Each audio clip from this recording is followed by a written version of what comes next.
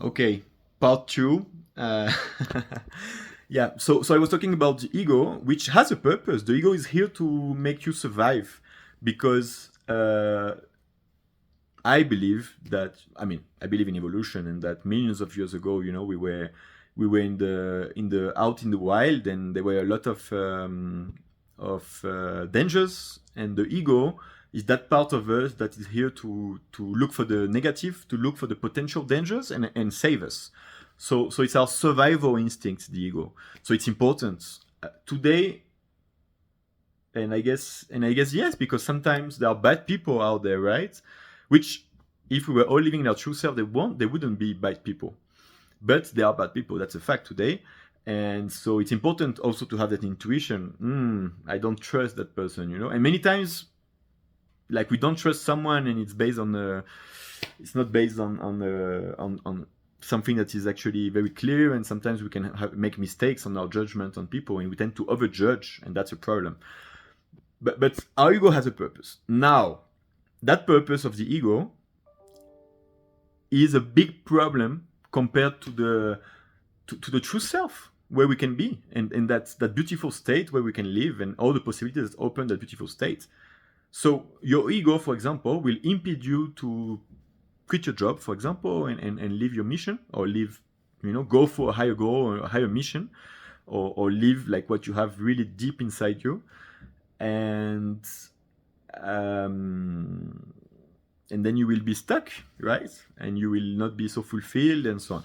So I'm not saying it's easy, and I know, because, and also because of, it's easy to say that, but I think because of society, um, we live in a society of competition. So it's a society that was built out of ego, because we are all conditioned, and the people that built the society were conditioned and were living in the ego.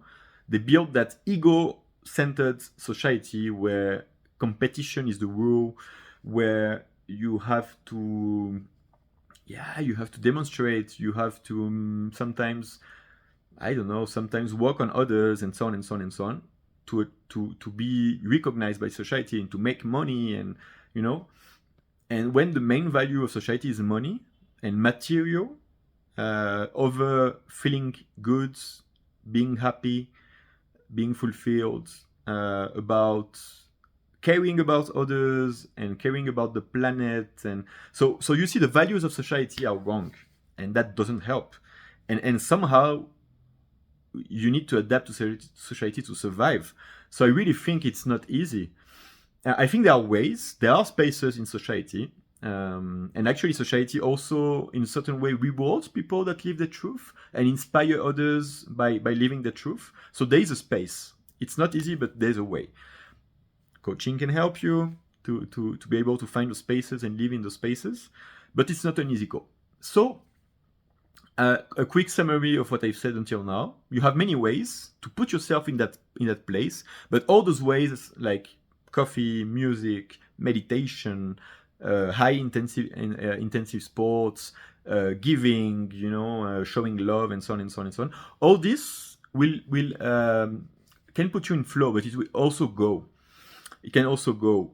To really live there, you have much more profound way to do it, living in your true self by living a higher mission, and really, really living in service to others, like Mother Teresa, or like Gandhi, these kind of people, or Jesus, or whatever.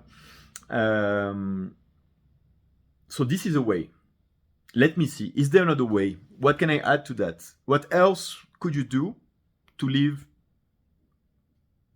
most of the time, all the time, much more time in that place of true self? That should be your objective, to be your true self. Yeah. I think watching your thoughts is important, but somehow when you are in the ego, you can change your thoughts, but because you will be fear centered, and also you won't like really believe, like deep inside in your subconscious mind, your thoughts. When you are in true self, the thoughts are super positive, just like that, just because you are in that place.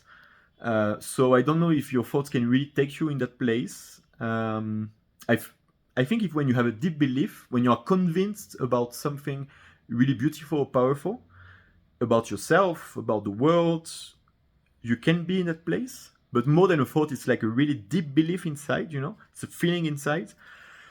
And then how to have that conviction, even if you know theoretically that you can have that, if you have that conviction, for example, that, yeah, you are in security, you are guided, people love you, that you can make it happen, like all those strong beliefs, somehow you can't quite, it's not deep inside, and your mind will block you from this.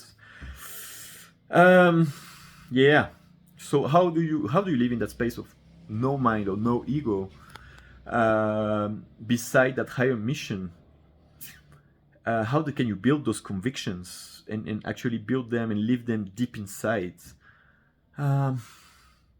Yeah, I think that somehow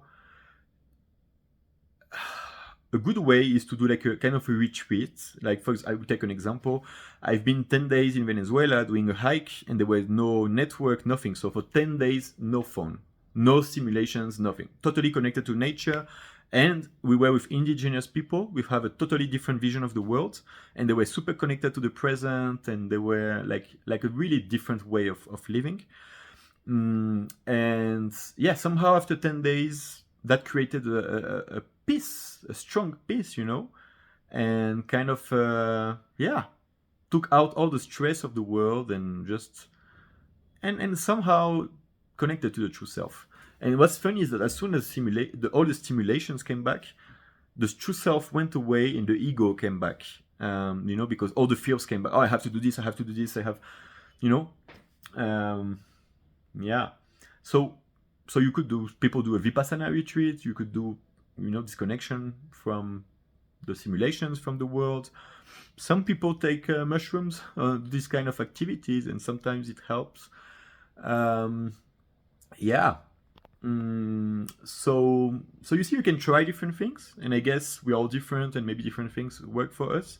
What is sure is that please believe in your true self, believe that you have a higher power, believe that you are amazing, that you have something inside of you that is unbelievable, and that your fears block you from that, your ego block you from that. And I think you should be conscious about it, and start by saying, okay, how am I going to leave my ego on the table in the past, and live in my true self? Make it an objective, and look for help, and start, you know, to be conscious about it. Start to give more, to be more loving, to be more grateful, to have compassion, to have forgiveness, and yeah, try things out, right? I could help you if you want. Other people can help you. So I love you. Take care. Bye.